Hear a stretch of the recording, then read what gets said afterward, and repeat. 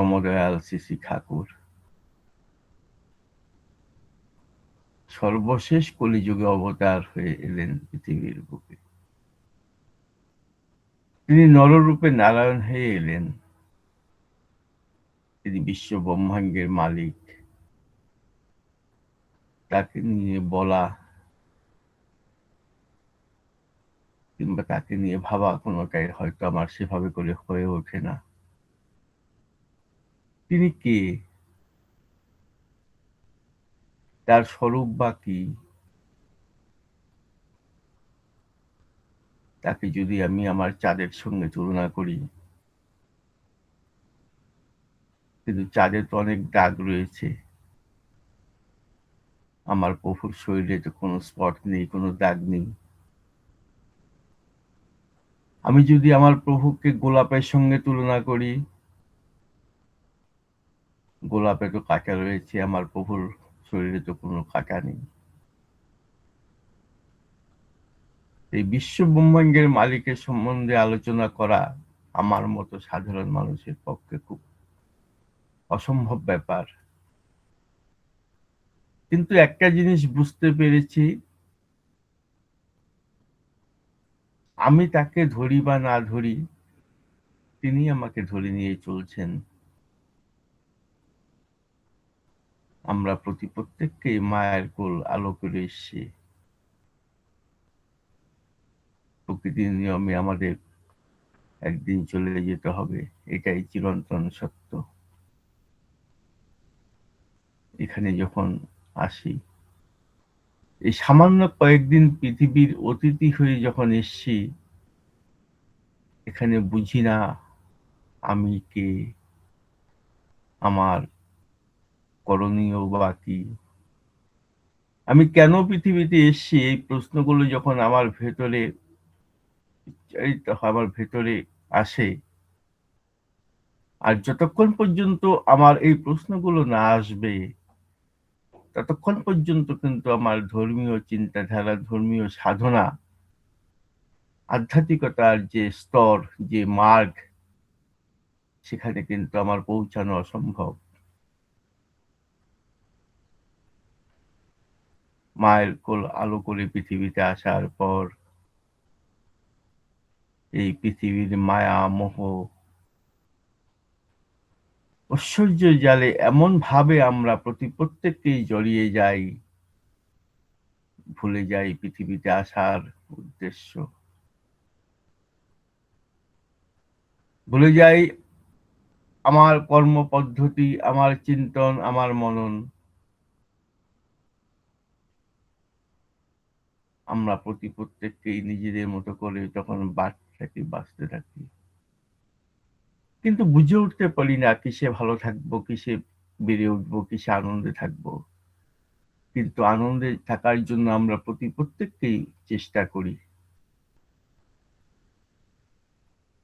যুগের প্রয়োজনে যখন পরমদয়াল শ্রী শ্রী ঠাকুর পৃথিবীর বুকে এলেন,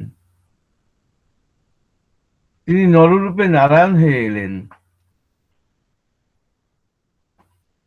জীবজগতের মঙ্গল, জীবজগৎ যেন ভালো থাকে, সুস্থ থাকে, পৃথিবীর প্রত্যেকটি প্রাণী যেন সুস্থ থাকে, সেটাই তিনি সর্বদা চেয়েছেন। মহাপুরুষ অবতারগণ যখন পৃথিবীর বুকে আবির্ভূত হন, তারা প্রত্যেককেই চেষ্টা করেন এই জীবকুলকে উদ্ধার করতে, কিন্তু হতভাগ্য জীব, তারা বুঝে উঠতে পারে না। একদিন দয়াল হরি বসে রয়েছেন, একজন দাদা প্রশ্ন করলেন, কখনো কখনো দেখা যায় যে একটা মানুষ যদি দীক্ষা গ্রহণ করে,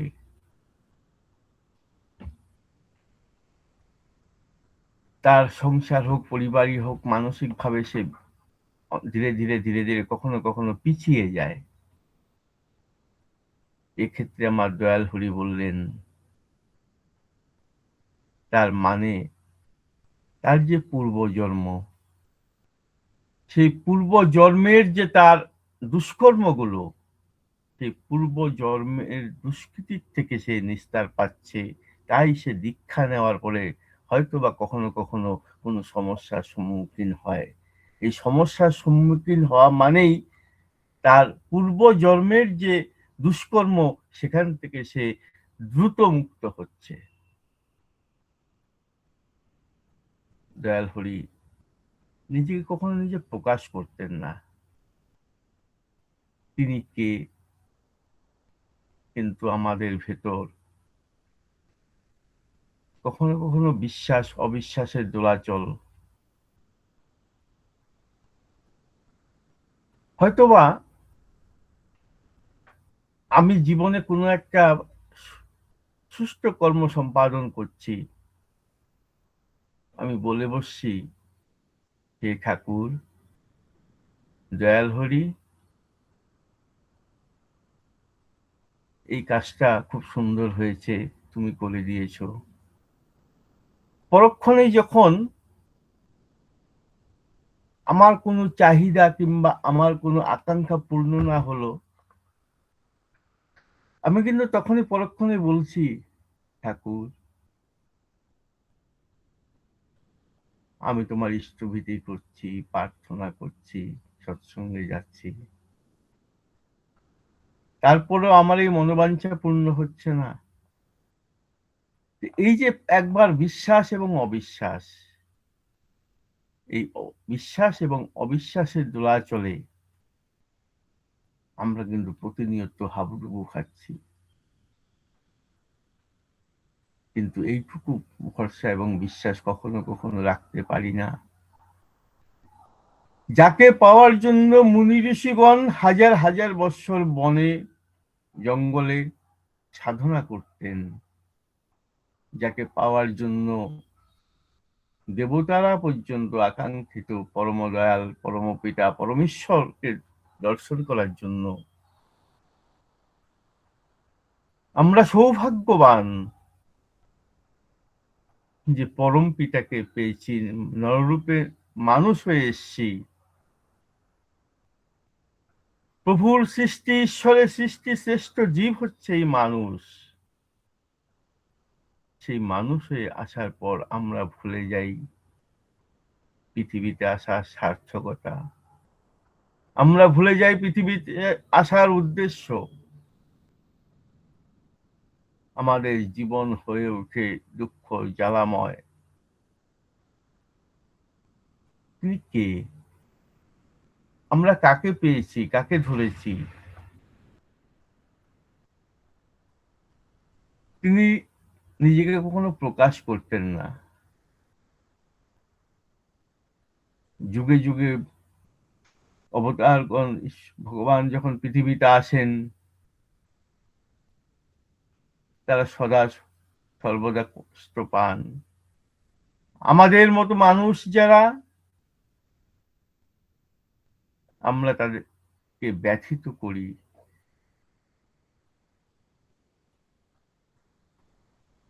তারপরে যখন শ্রীকৃষ্ণ এলেন, শ্রীকৃষ্ণ ভগবানকে কিন্তু সবাই পুরুষোত্তম ভগবান রূপে মানতে পারেননি।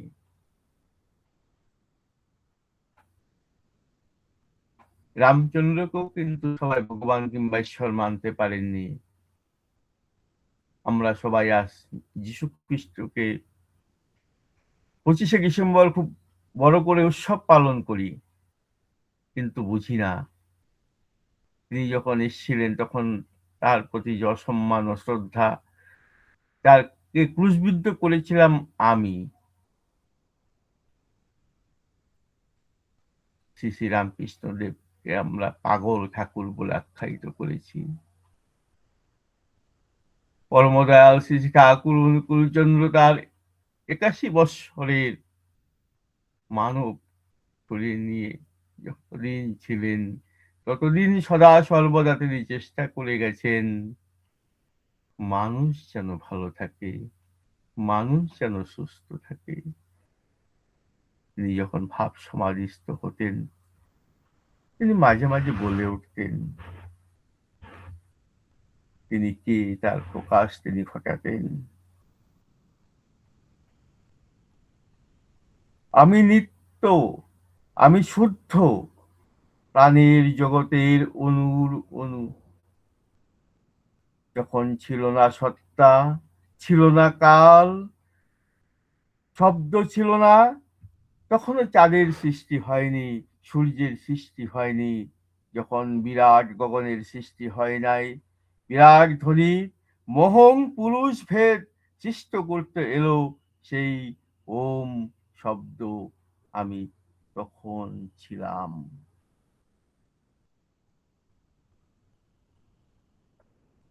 তিনি কখন ছিলেন? তিনি বলছেন আমি নিত্য, আমি শুদ্ধ, বুদ্ধ, প্রাণের জগতের অণুর অণু। যখন ছিল না সত্তা, কাল আসেনি, ছিল না শব্দ, আমি সব, আমি সব। আমি এই বিরাট গতির ধারায় প্রাণের সঞ্চার করি। যখন কাল ভৈরব নির্দেশিত পথ কখনো আসেনি, চলছিল, আবার নষ্ট হয়ে যাচ্ছিল। তেজ জলখণ্ড উপগতি ধরতে না পেরে আপন মনে গতিতে চলতে থাকে, তখন সৃষ্টি হলো জড়। আমি, আমি সব, আমি সব, আমি সব। আমি ক্ষিতি, আমি তপ, আমি রজ, আমি বিরাট, ব্রহ্মা বিষ্ণু মহেশ্বর। আমি সেই সোহং ধরার সুরত শব্দ, সেই সোহং পুরুষ। কি বলবে আমার সত্তা কোথায়, আমি কি? আমি স্ত্রী, আমি পুরুষ, আমি ক্লীব, আমি সব। আমি কৃষ্ণ, আমি ব্রহ্মা, আমি বিষ্ণু, আমি সৃষ্টি করেছি খোদা, যিশু, কোটি কোটি অবতার। আমি সব, আমি সব, আমি সব। আমি সেই শ্রীকৃষ্ণ, আমি সেই বৃন্দাবন, আমি সেই রাধা। তাহলে আমরা কাকে পেয়েছি? তিনি কে? এইটুকু অনুভূতি যখন আমার ভেতর আসে, তখন কিন্তু বুঝতে পারি আমরা এমন একজনের সঙ্গে সংযুক্ত হয়েছি, যিনি আমার ইহকাল পরকাল দায়িত্ব নেবে। কিন্তু আমাদের সেই হীনমন্যতা মন, আমাদের সেই দোলাচলে মন, বিশ্বাস অবিশ্বাসের বাতাবরণে আমাদের চলনা, আমরা বিশ্বাস করতে পারি না। কিন্তু যখন কোনো বিপদে পড়ি, তখন কিন্তু বলি, হে প্রভু, হে দয়াল, তুমি আমায় রক্ষা করো। পরক্ষণেই ভুলে যাই। আমি ঘুম থেকে উঠে বলছি, ইষ্টভীতির পাঠ মন্ত্রে বলছি, তোমার দয়ায় লভিছি জনম সকলই পেয়েছে আমি। পরক্ষণেই বলছি, হে দয়াল, হে প্রভু, তুমি আমার এই কর্মটি সম্পাদন করে দাও। আমি প্রলুব্ধ করতে যাই আমার প্রভুকে। কখনো কখনো যদি আমার কর্ম সম্পাদন হয়, তার প্রতি আমার বিশ্বাস আসে। আবার যখন কোনো কর্ম সম্পাদন না হয়, তার প্রতি আমার অবিশ্বাস চলে আসে। তাকে আমরা পরীক্ষা করতে যাই।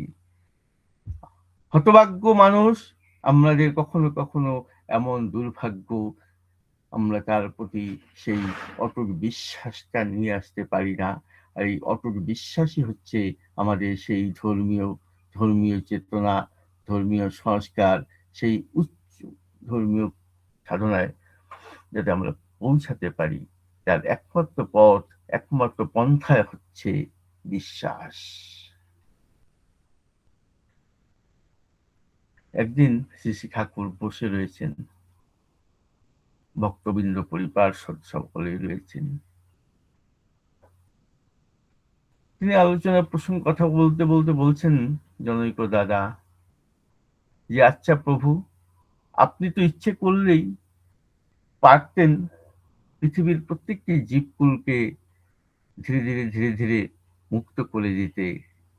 তিনি বললেন যে মানুষ কর্মফলের ঊর্ধ্বে নয়, মানুষের কর্মফল একমাত্র পরম পিতার সংস্পর্শে এসে সে কর্মফল থেকে মুক্ত হতে পারে।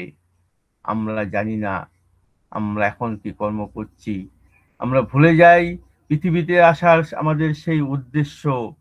আমরা কখনো কখনো সুকর্ম, কখনো কখনো দুষ্কর্ম করে বসছি। এই হিসাব কিন্তু আমাকে এখানেই দিয়ে যেতে হয়। আমাদের যে অবিশ্বাসের বাতাবরণ তৈরি হয়, শুধু এই অবিশ্বাসটা আজকের নয়, তাকে আমাদের অনেকের মনে সংশয় থাকে। আপনারা প্রত্যেককেই জানেন যে কিশোরী মোহন দাদা ঠাকুরের পরম ভক্ত, কিশোরী মোহন দাদাও কিন্তু তার প্রথম জীবনে তাকে বিশ্বাস করতে পারেননি। একদিন কিশোরী মোহন আর কোকেন চন্দ্র বলে দুইজন শ্রী ঠাকুরকে পরীক্ষা করবে বলে এক পরীক্ষার আয়োজন করলো। তারা ভাবলেন যে আজ শ্রী ঠাকুরকে পরীক্ষা করব। দয়াল হরি ব্যথিত,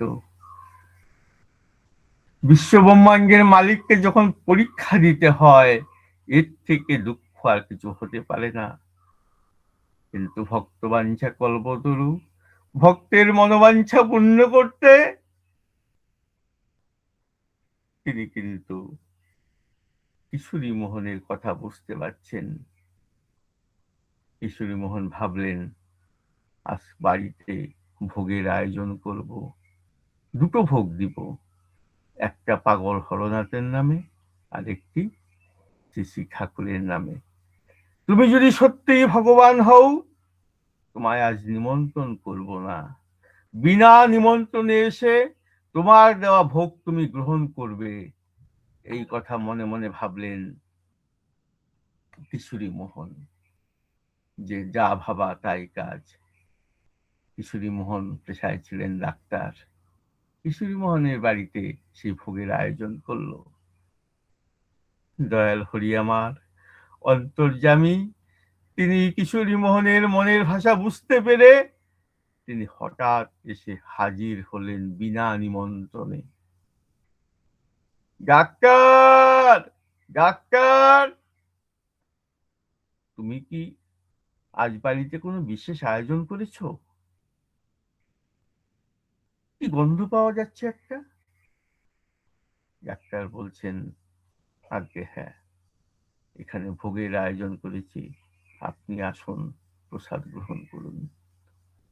কিন্তু কিশোরী মোহন মনে মনে ভাবছেন, আমি তো ঠাকুরকে নিমন্ত্রণ করিনি, আমার বাড়িতে যে ভোগের আয়োজন তিনি জানলেন কি করে? তিনি কি সত্যি সত্যি ভগবান? একবার বিশ্বাস করছেন, আবার পরক্ষণে ভাবলেন তুমি সত্যিই ভগবান হও, তোমার নামের দেওয়া যে প্রসাদ তুমি গ্রহণ করবে। অন্তর্যামী ভগবান, বিশ্ব ব্রহ্মাণ্ডের মালিক, ভক্ত মনোবাঞ্ছা পূর্ণ করতে তার দেওয়া যে নিবেদিত প্রসাদ তিনি গ্রহণ করলেন।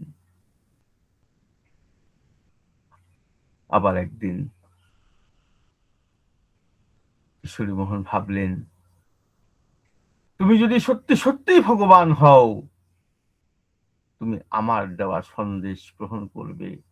কিশোরী মোহন দুটো সন্দেশ ঘরে এনে রাখলেন। দয়াল হরি তার বাড়িতে কীর্তন সেরে ঘরে যাচ্ছেন।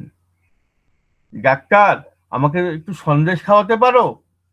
কিশোরী মোহন ভাবলেন, আগে আমি তো মনে মনে ভেবেছিলাম, কিন্তু তুমি জানলে কি করে? ভক্ত মনোবাঞ্ছা পূর্ণ করতে দয়াল হরি আবার পরীক্ষা দিলেন। এর পরেও কিশোরী মোহনের মনের সংশয় যায় না। কিশোরী মোহন ভাবলেন, আমি আজ শ্মশানে গিয়ে রাতের বেলা অধর ক্রন্দন করব, ক্রন্দন করে আমি তোমায় ডাকবো, কে তুমি ভগবান, তুমি আমায় এসে দেখা দাও।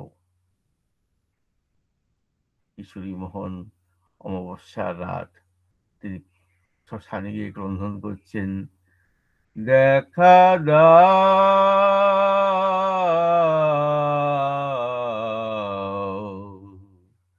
তারিক ঠাকুর, দেখা দাও হে প্রাণ বল্লভে, দেখা দাও। ভক্তের ক্রন্দন শুনে দয়াল হরি বিশ্ব ব্রহ্মাণ্ডের মালিক তিনি চলে এলেন। তিনি জড়িয়ে ধরলেন কিশোরী মোহনকে, ডাক্তার আমি এসেছি। কিশোরী মোহন বললেন, আমি তো ভগবানকে ডেকেছি। দয়াল হরি বললেন, দেখো আমি তোমার সেই ভগবান, আমি তোমার সেই ঈশ্বর, তুমি কি চাও, তুমি তো আমাকে পেয়েছো, এই দেখো। দয়াল হরি কিশোরী মোহন দয়াল হরি চরণে লুটিয়ে পড়লেন। কিশোরী মোহনকে বক্ষে জড়িয়ে ধরে দয়াল হরির চোখের জল কিশোরী মোহনের চোখের জলে দয়াল হরির চরণ ভিজে যাচ্ছে। দুজন দুজনকে আলিঙ্গন করছেন। পরবর্তী সময়ে কিশোরী মোহন পরম ভক্ত। তাই প্রভু যখন আসেন, তার প্রতি যদি আমাদের অটুট বিশ্বাস থাকে, একমাত্র বিশ্বাসই আমাদেরকে সেই ধর্ম রাজ্যে কিংবা সেই স্বর্গীয় পরিবেশে পৌঁছে দিতে পারে। এই বলে আজকের এই মহতী নামধান মহাযজ্ঞে উপস্থিত প্রতি প্রত্যেকের মঙ্গলময় ঈশ্বরচল জীবন কামনা করে আমার কথা শেষ করছি। জয় গুরু। বিশ্বজিৎ আর একটু বলতে পারতেন? ও আমি ভেবেছিলাম 5টা থেকে পর্যন্ত নাকি। আমি একটু ওই সম্পর্কে ভালোই একটু বলছি, লাগছিল। খুব সুন্দর। একটু সময় বলবো? আরেকটু বলেন। হ্যাঁ বলেন। আগে ভালো লাগছে। এইভাবে এইভাবে করে যে প্রভুর প্রতি যে আমাদের যে অবিশ্বাস, আমাদের জীবনে আমরা জানি না কিসে আমাদের দুঃখ দুর্দশা যাবে, আমাদের এই যে ধর্মীয় চিন্তাধারা, ধর্মীয় চেতনা, ধর্মীয় উন্মেষ কখন আসে। আরো একদিন কিশোরী মোহনের মনে প্রশ্ন, ভক্ত যারা প্রকৃত ভক্ত তারা ভগবানকে সদা সর্বদা সেইভাবে করেই চায়, যাতে তারা সেইভাবে করে জড়িয়ে ধরতে পারে। এর আগে আরো একদিন তিনি ভাবলেন যে আজও শ্রী শ্রী ঠাকুরকে পরীক্ষা করব। হঠাৎ করে যাচ্ছেন, প্রথমে দয়াল, পিছনে যাচ্ছেন কিশোরী মোহন। কিশোরী মোহন ভাবলেন যে আজ যদি এখন এই শীতের রাতে তুমি যদি সত্যি সত্যি ভগবান হও, তুমি পদ্মায় গিয়ে স্নান করে আসবে। ভক্তবাঞ্ছা কল্পতরু, ভক্তের মনোবাঞ্ছা পূর্ণ করতে হঠাৎ করে বলে বসতেন, আরে আমার পায়ে কি বিষ্ঠা লেগেছে নাকি, দেখো দেখো দেখো। এই বলতে বলতে দয়াল হরি গিয়ে আবার পদ্মায় ডুব দিয়ে আসলেন। কিশোরী মোহন মনে মনে ভাবলেন, আরে এটা তো আমি মনে মনে ভেবেছিলাম যে তুমি যদি সত্যি সত্যি ভগবান হও, তুমি পদ্মায় গিয়ে স্নান করে আসবে। ভক্তবাঞ্ছা কল্পতরু, ভক্তের মনোবাঞ্ছা পূর্ণ করতে তিনি কিন্তু সেই শীতের রাতে পদ্মার জলে ডুব দিয়ে এলেন। এসে যখন দাঁড়ালেন, তারপরও আবার সংশয়। ভগবান ঈশ্বর পৃথিবীতে যতবার আসেন, আমাদের মতো মানুষ তাদেরকে কষ্ট দেই। আমাদের ঘরের কোনো সন্তান যদি অবাধ্য হয়, সন্তান যদি কথা না শুনে আমরা ক্রোধান্বিত হই, রাগান্বিত হই, তাহলে তাকে যে আমরা বিশ্বপিতা বলছি, আমরা যখন তার কথাটা না শুনি, তার দেওয়া কথাগুলো যখন মানতে চাই না, তাহলে আমার পরম পিতা কি ব্যথিত হন না? আমার পরম পিতা কি কষ্ট পান না? এই প্রশ্নটা কি আমার মনে একবার জাগে না? আমি ধরাকে সরা মনে করছি, আমি বিশ্ব ব্রহ্মাণ্ডের মালিক হয়ে গেছি, এই ভাবনাটা আমাদেরকে নিয়ত কুরে কুরে খায়। আমার এই অহং, আমার এই গাম্ভীর্যতা, এই গাম্ভীর্যতা, অহং, কি লাভ? একদিন তো সব ছেড়ে চলে যেতে হবে। আমরা তো কেউ পৃথিবীর চিরস্থায়ী না। আমরা হয়তো ভাবছি যে আমি পৃথিবীর সব, আমি ধরাকে সরা মনে করে পৃথিবীতে যা ইচ্ছে তাই করছি। তাই এই জীবনই শেষ জীবন না, এরপরও পরবর্তী যে জীবন রয়েছে, সেই জীবনে আমার যে আত্মা, সে আত্মা কিন্তু সারা জীবন ব্যথিত হয়, কষ্টে থাকে। আমার ভেতর থেকে যখন আমার আত্মা বেরিয়ে যায়, সে কিন্তু 13 দিন পর্যন্ত ঘরের ভেতরে থাকে। সে কিন্তু খুব কষ্ট পায়। সেই আত্মা দেহের থেকে বের হয়ে যাওয়ার পর তার সন্তানদিগকে স্পর্শ করতে চায়, তার পরিবারের সঙ্গে কথা বলতে চায়, সে খেতে চায়, কিন্তু সে কিছু পারে না। মানুষ যতক্ষণ বেশি তার সংসার জীবনে আবদ্ধ হয়, তার আত্মা তত বেশি কষ্ট পায়।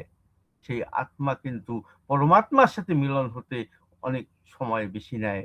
যদি এই জীবন মানুষ হয়ে যখন এসছি, পৃথিবীতে আসার যে উদ্দেশ্য, সংসারে আমার সবাই আছে, স্ত্রী, পুত্র, পরিজন, পরিবার সবাই আছে, তারপরেও কেউ আমার নয়। যতদিন আমার শরীরে শক্তি আছে, ততদিন পর্যন্ত সবাই আমার। যেদিন আমার শরীর থেকে শক্তি চলে যাবে, সেদিন কিন্তু আপন বলতে একমাত্র পরম পিতা, যিনি আমাকে নিয়ে এসছেন। আমরা এখানে সবাই অভিনয় করতে এসেছি, কেউ স্ত্রী, কেউ স্বামী, কেউ পুত্র, কেউ পরিজন। একমাত্র পরম পিতাই, পরমেশ্বরই হচ্ছে আমার আপন। তার যে একটা বাণী, ইষ্টের থেকে থাকলে আপন, ছিন্ন ভিন্ন তার জীবন। তাই আমাদের প্রতি প্রত্যেকের জীবনেই যেন সমস্ত কিছু থাকার ফলে ইষ্টই আপন হয়। এই বলে আজকের এই মহতী অনলাইন সৎসঙ্গের উপস্থিত প্রতি প্রত্যেকের মঙ্গলময় ইষ্টচল যেমন কামনা করি আমার কথা শেষ করছি। জয় গুরু দাদা, জয় গুরু।